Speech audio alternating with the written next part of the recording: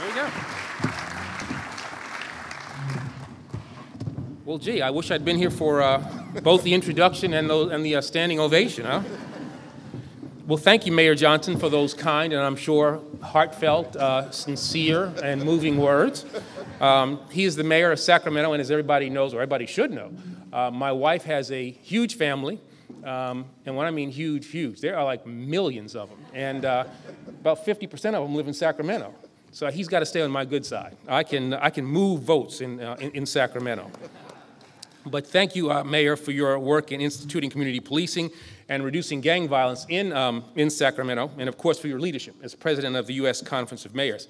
It is a pleasure for me to stand with you today and with this distinguished group, and to be back here in Little Rock, one of my favorite cities.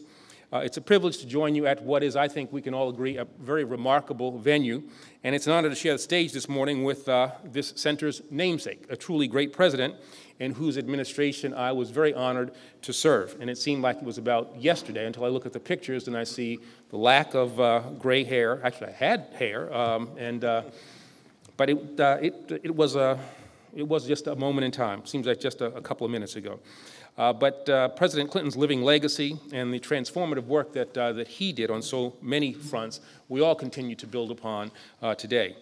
For over 80 years, the United States Conference of Mayors has brought together dedicated public servants from some of America's greatest cities to address shared challenges and common concerns, to advance policy solutions and to share best practices, and also to extend the collective expertise of its members and to strengthen local governance, really from coast to coast. Over the past 6 years, I've really had what I consider to be the honor and the opportunity to work closely with many of you and with a number of the law enforcement leaders who are here with us this morning as well, to address emerging threats, to confront urgent needs, and to uphold the promise of equal justice for every member of our society.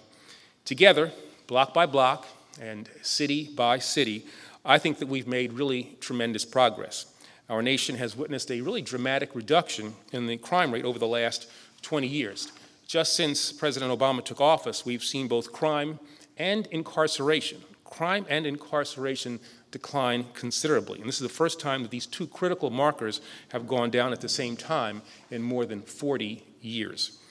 And thanks to the Smart on Crime initiative that we launched just over a year ago, the robust anti-violence partnerships that are in place in so many of the cities that are represented here today, and strong and steady leadership of the mayors and public safety professionals in this room, it's clear to me that we stand poised to build upon these successes and to further institutionalize the gains that we have seen in the days ahead.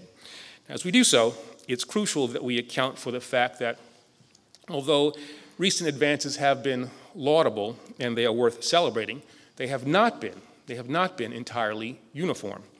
Too many of America's communities, including some within our most vibrant cities, are not sharing in these gains. In some places, despite the valiant efforts of elected leaders and public safety officers at every level, social ills like poverty, unemployment, and widespread lack of opportunity continue to trap people in lives of criminality and lives of incarceration. And these conditions can give rise to tense and often tragic circumstances in which systemic violence can take root. Now, this is something we saw all too clearly this past August as the eyes of the nation turned to events in Ferguson, Missouri, where the shooting of an unarmed African-American teenager sparked widespread unrest and focused a national spotlight on the rifts that can develop between police officials and the citizens they are entrusted to protect.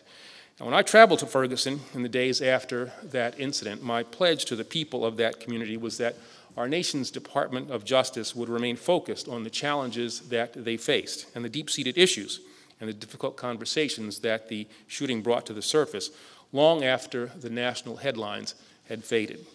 Well, this week, as we gather to confront these issues, to consider ways to rebuild trust where it has been eroded, and to redouble our efforts to the commitment to the community policing strategies that lie at the heart of this important work, we're taking robust and sweeping action to make good on the pledge that I made.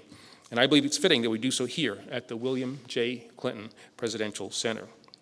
It was 20 years ago, just last month, that with the essential support of President Clinton, the Violent Crime and Law Enforcement Act of 1994 was made into law, a landmark statute authored by then-Senator Joe Biden that created the Justice Department's Office of Community-Oriented Policing Services, that we all know now as COPS.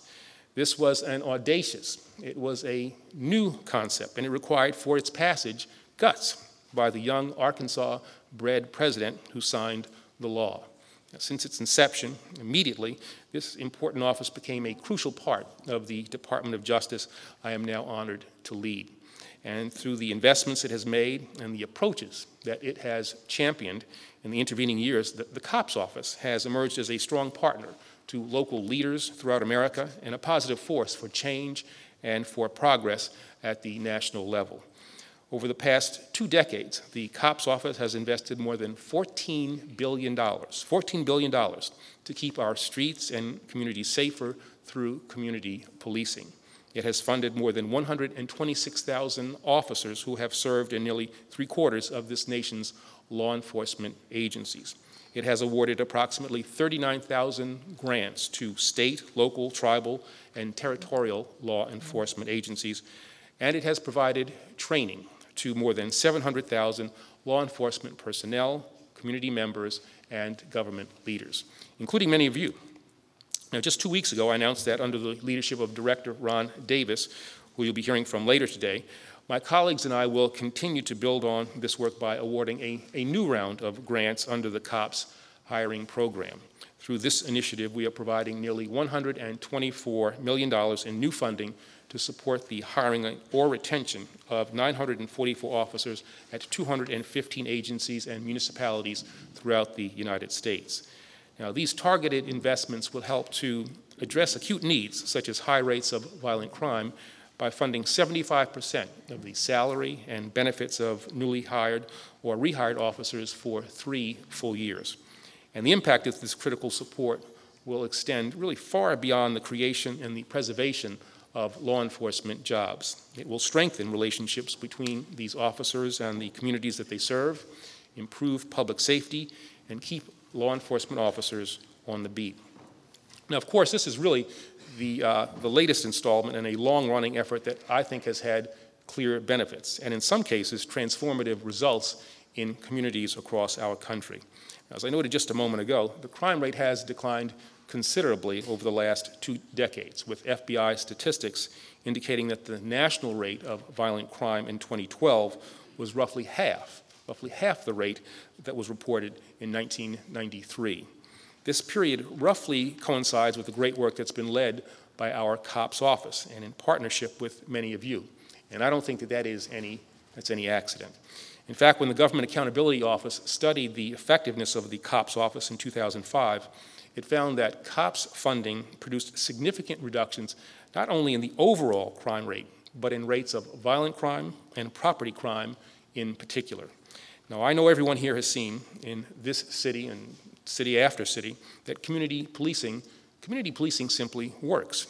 Strong relationships founded on mutual respect can result in enhanced cooperation between local residents and law enforcement officials, and renewed trust in the fairness of criminal justice proceedings, even when citizens disagree with particular outcomes, can result in safer neighborhoods and closer engagement with community members in establishing clear expectations of compliance with the law. The effectiveness of community policing and the power of the work that Ron and his colleagues are completing every single day has been demonstrated in numerous studies and anecdotal reports as well. But it's also something that I and many of you have witnessed firsthand. When President Clinton asked me to serve as the United States Attorney for the District of Columbia in 1993, I was a judge on the D.C. Superior Court. I had spent roughly 5 years watching as lines of defendants, more often than not young men of color, streamed through my courtroom. Some of the faces I saw became familiar to me because some of the people I sentenced served their time, were released from prison, and then quickly returned to the conduct that had brought them before me in the first instance. So I knew from experience, from the moment that I accepted President Clinton's nomination, that Washington was a city in crisis. Statistics show that my city, Washington, D.C., to be the so-called murder capital of the United States in the early 90s. And I had seen with my own eyes that mistrust between residents and law enforcement was, in some areas, both corrosive and widespread. In response, my colleagues and I turned to some of the very same strategies that we've gathered to expand upon today, with the support of President Clinton and with the support of a great Attorney General, Janet Reno. My office launched the first ever community policing and community prosecution effort in our nation's capital. We worked hard to build engagement and to establish rapport between prosecutors, law enforcement officials, community leaders, and the residents that we were sworn to protect. And over time, those essential connections helped to strengthen the fabric of the community that is and was Washington, D.C. And they contributed to a decline in the crime rate that has mirrored the national reductions that we have seen in our country. And in the years since then, the COPS Office has provided really indispensable leadership in replicating these results and forging locally tailored solutions in order to address a range of public safety priorities in Washington and countless other cities from coast to coast. In response to specific problems faced by individual cities, we've marshaled really a range of new resources and rallied experts from around the country to help make a really positive difference. And with the recent launch of our national initiative for building community trust and justice, COPS and other Justice Department agencies are taking major steps to help resolve long-standing tensions and to continue the pioneering work that a number of our law enforcement partners are leading. After all, the events in Ferguson reminded us that we cannot and we must not allow tensions which are present in so many neighborhoods across America to go unresolved. With this gathering of leaders, thanks to the promise of community policing, we are declaring together that we will not. We are renewing our shared commitment to stand with those on the front lines of our fight for public safety, the police officers and sheriff's deputies who put their lives on the line every day to keep us safe. And we are reaffirming our broad-based commitment not just to continue, but to expand upon the exemplary efforts that are currently underway, a commitment that we reinvigorate here and now with new financial support for the United States Conference of Mayors. This morning, I'm proud to announce that through the COPS Office, the Department of Justice is awarding a community policing development grant totaling $100,000 to advance the Conference of Mayors' work to reduce youth violence through enhanced collaboration. Now, this brand new...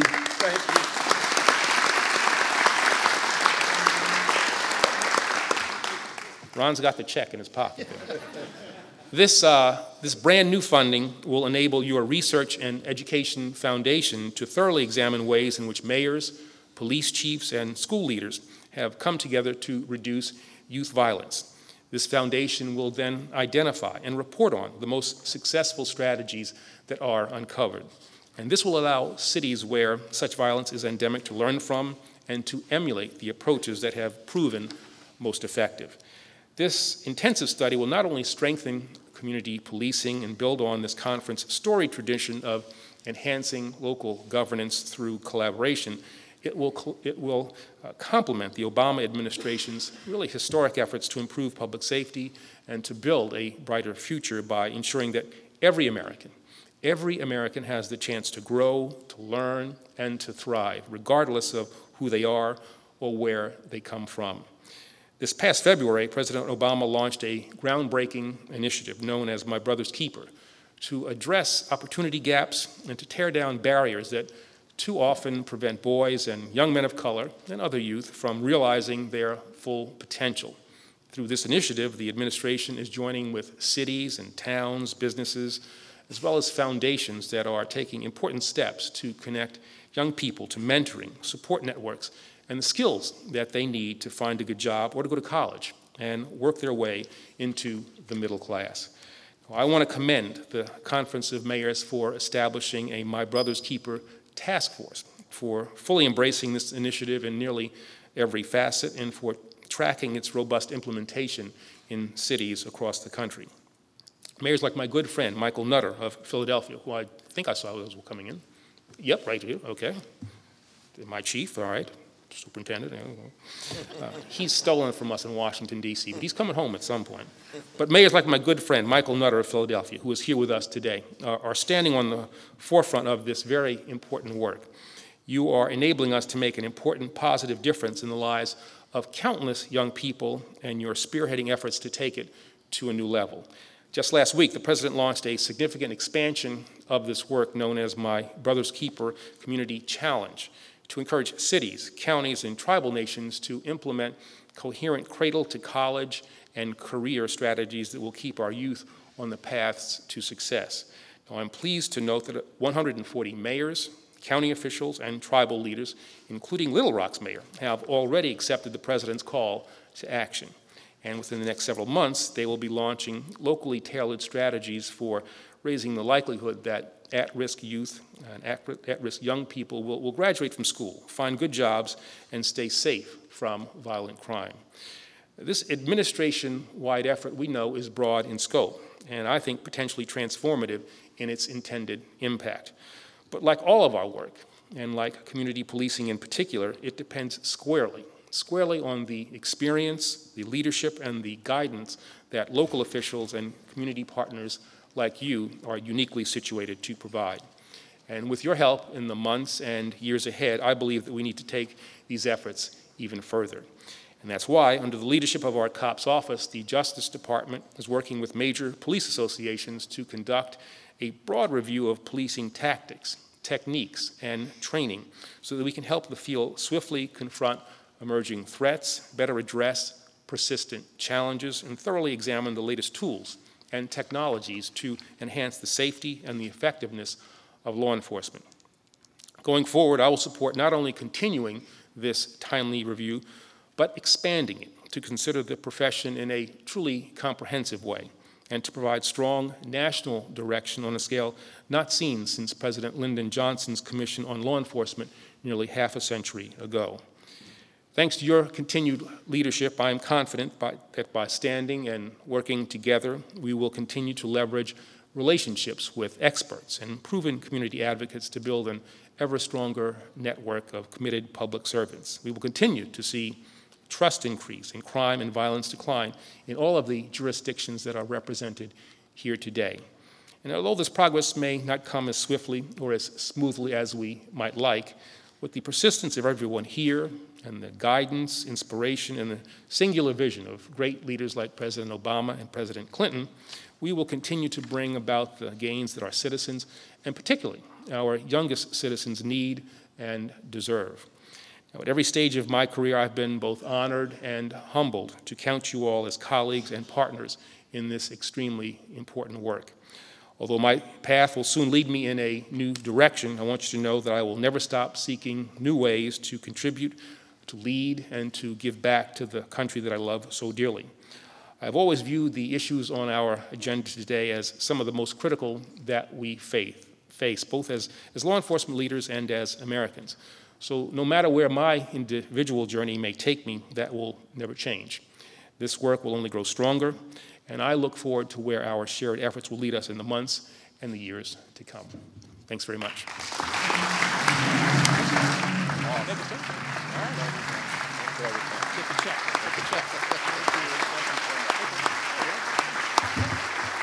Thank you, man. Great. So I wanted to start with our past president, Mayor Nutter, just to offer a thanks to you for what you've done in service. So, Mayor Nutter. President Johnson, thank you, and to all the mayors and the police chiefs. Attorney General Holder, you have just been spectacular in your service. You've come to our many cities. Thank you for the grant. That always helps, especially for the conference. But your leadership will last many, many, many years beyond your time in this office. And on behalf of the city of Philadelphia, 1.5 million people and growing, and the lives that have been saved, thank you very, very much. Thank you.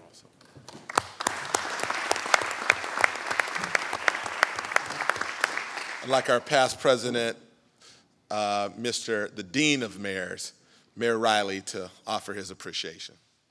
General Holder, I share the gratitude of everyone here for your extraordinary service. Chief Mullin before the election, and President Obama's election, and you spoke as a group of police chiefs at the museum building in Tower Hall, and there's no thought that Eric Holder would be the next Attorney General, but I was so impressed and moved by his insightful understanding of what we do, what we as mayors, what we as police chiefs do, and our essential role in the foundational stability of our society. And when you were selected by our great president to be Attorney General, I was so heartened in your service since then, sir. And thank you for coming to Charleston a few months ago. The fact that the Attorney General has been to all of the 92 U.S. attorneys' offices in our country, including Alaska, with all that he has to do is a most remarkable tribute. And your understanding and commitment to community-oriented policing and our felt desire and responsibility to continue to improve and to reach out and improve the lives of the people of our community, particularly young. So thank you, sir, for your inspirational leadership to us. And best wishes to you and your family and yours. All right.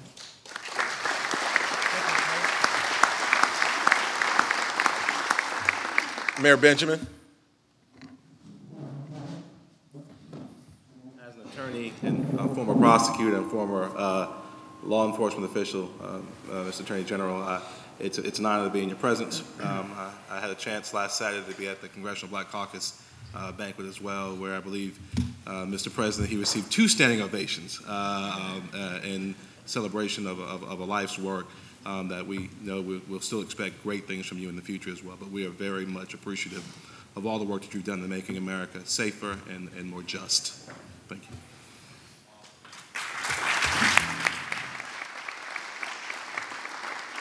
Gary, Indiana in the house. All right. Good morning, Mr. Attorney General. First and foremost, my regards to my soror and Sands, your wife, Dr. Malone. But I just want to say, in addition to your insightful work with the community-oriented policing, and which was also a part of the drug court's birth and inception, I appreciate the fact that you have boldly stood in times when it has not been very popular and have talked about issues related to African-American males and fairness and all of those things that we need to hear, that the nation needs to hear from an Attorney General. So I thank you. I wish you all of the best. We are sorry to see you go, but we understand this can't last forever.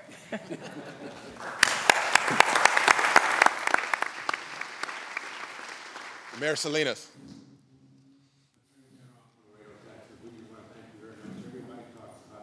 In the border, especially in Laredo, Texas. We have a safe border because of your help. Thank you very much to you and the President. Thank you so much.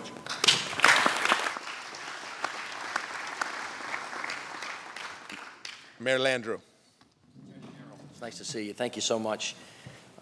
In listening to President Johnson's introduction, it's quite amazing to think about you starting off as not only a young judge, but a U.S. attorney, and then an individual that's really committed his life to public service. And on behalf of all of us here, I want to thank you for that.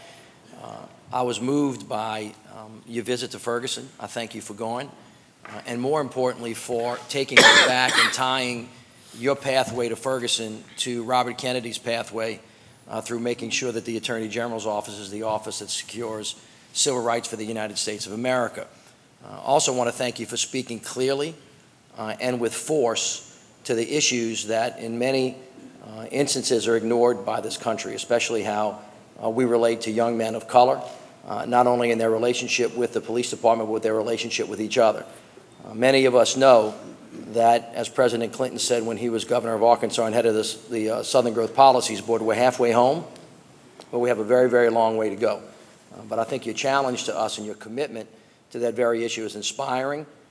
I want to congratulate you and thank you for serving. You're still a young man, so your service may not yet be finished. I know you may think it is, but it may not be, and you may be called back into duty. But thank you so much for your time, and thank you for your partnership. Thank you.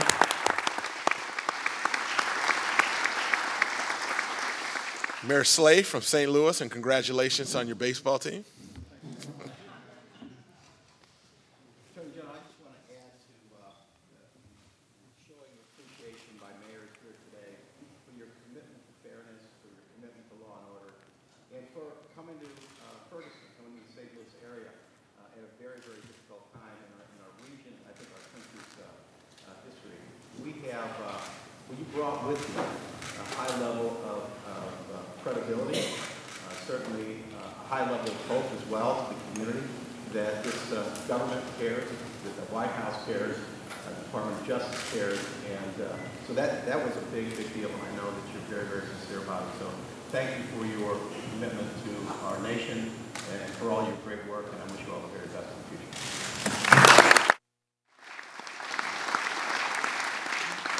Mayor Cabaldon, West Sacramento. Mr. President, Mr. Attorney General,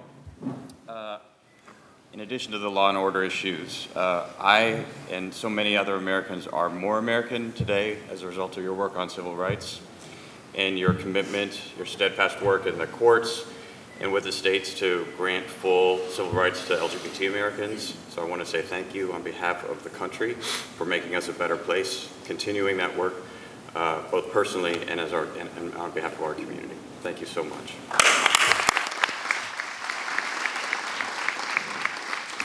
Mayor Marks, Tallahassee.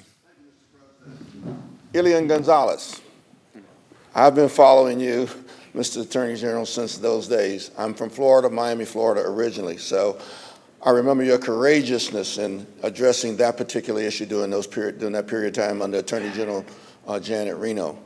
That was a forerunner for what you are today and what you can be and what you have been for America. We are very, very proud. I'm certainly proud as an attorney to be a part of what you have done, quite frankly, over these number of years. So thank you for your service. Thank you for your service to America. Thank you for being the American that we all aspire to be. You are that. We look up to you, and I, as an attorney, certainly look up to you as well. Thank you for your service. Police Commissioner Ramsey. General, on behalf of the Major City Chiefs and the Police Executive Research Forum, I want to thank you for everything you've done for law enforcement. We go back to the 90s. You mentioned in your remarks your time as the U.S. Attorney in the District of Columbia, and I came in right after you left, but your support and your help was invaluable in helping us reform the department there in Washington. And I recall when we had a huge issue with use of force, and I sent a letter to you because I trusted you, asking for the Justice Department to come in and help us fix the problem. And I think we were the first department in the country to ever do that. The Justice Department responded, and as a result, the police department in Washington, D.C., and departments across the country are much better because of your assistance, your help, and your support. Also, just as Attorney General, I mean, we call on you all the time, and we've never, ever been disappointed. We meet on a regular basis.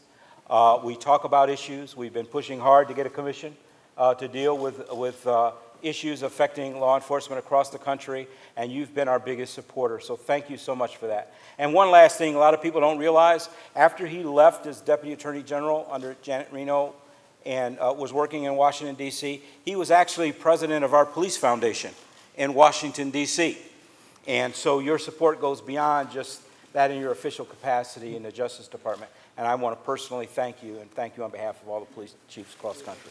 Thank you.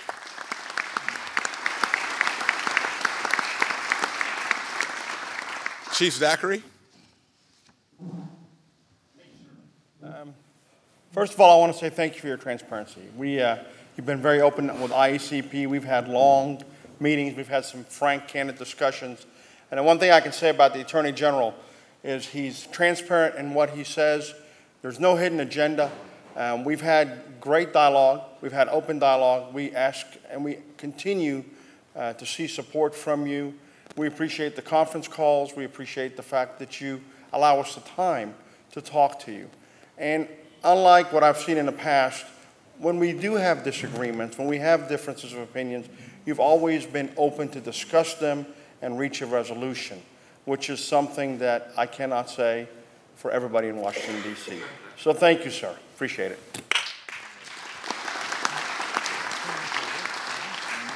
Chuck Wexler.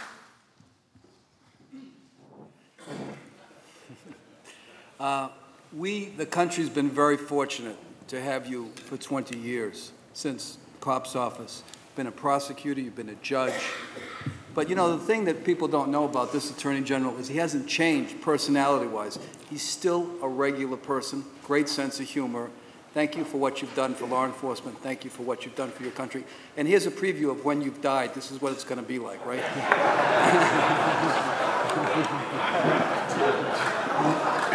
Now, don't leave that off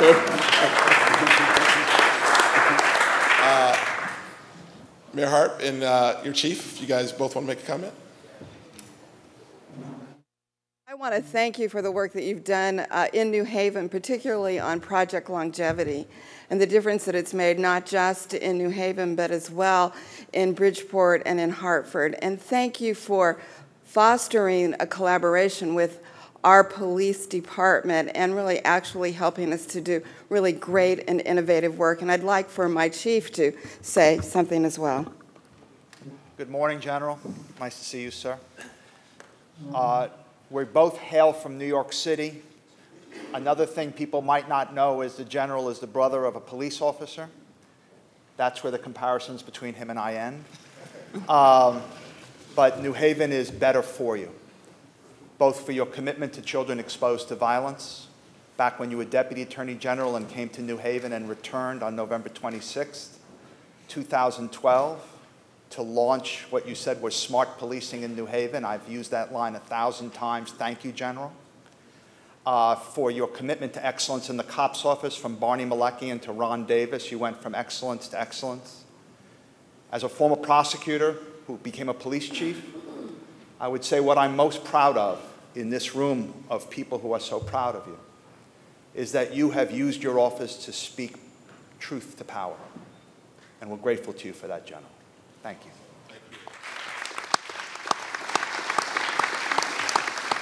All right, and our last comment will be from your wife's hometown, our chief, Chief Summers. First of all, thanks for marrying someone from Sacramento to put us on a national stage. You know, it's about the dash, you know, and I think Mayor Landrieu has it right. You're a young man. Your career's, I'm sure, not over. There's probably more in your future that we're going to see on a national stage, but it's what you've done. I think you put your office out there. You've been on the forefront. You haven't been afraid of issues, and I just want to thank you for your service.